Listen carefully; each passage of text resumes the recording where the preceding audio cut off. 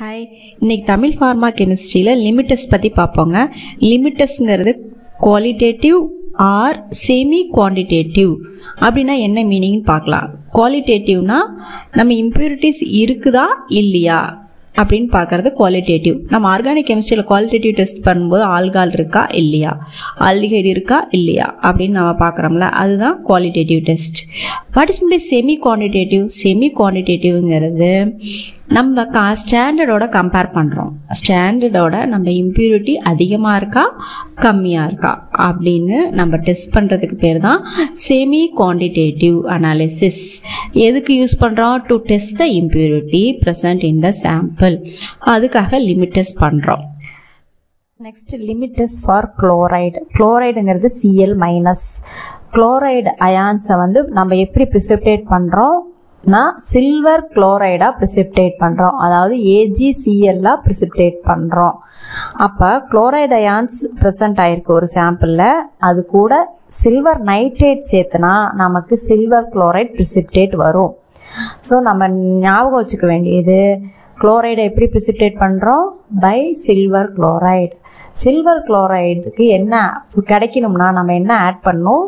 Silver nitrate. So sample கூட silver நைட்ரேட்டும் nitric ஆசிடும் ஆட் பண்ணுறோம். What is the use of nitric acid? Nitric acid எதுக்கு use ஆகுதுன்னா, சில்வர் குளோரைட் ப்ரிசிபிடேட்டை டிசால்வ் பண்ணுறதுக்காக நைட்ரிக் ஆசிட் ஆட் பண்ணுறோம். இதில் நமக்கு கிடைக்கிறது ஒப்பாலசன்ஸ். இந்த வார்த்தைகள்லாம் ரொம்ப ரொம்ப முக்கியம். இதை பேஸ் பண்ணி தான் உங்களுக்கு மார்க் கிடைக்கும். Next, procedure for chloride limit test. Specific weight of the sample is dissolved in water. நம்ம எடுத்துக்கிற weight of the sample வாட்டர்ல டிசால்வ் ஆனா பண்ணிக்கணும். இல்லைன்னா அதை சொல்யூஷன் பண்றதுக்கு ஃபார்மகோபியால என்ன போட்டிருக்காங்களோ அதே மாதிரி டைரக்டட் இன் ஃபார்மகோபியா எப்படி ஃபார்மகோபியால டிசால்வ் பண்ணலான்னு போட்டிருக்காங்களோ அது மாதிரி டிசால்வ் பண்ணிக்கிட்டு it should be transfer to Nessler சிலிண்டர்ல ஊத்திக்கணும். அதுக்கப்புறம் 10 ml ஆஃப் நைட்ரிக் ஆசிட், அப்புறம் 50 ml we have to make up that dilute to 50 ml in Nestler cylinder.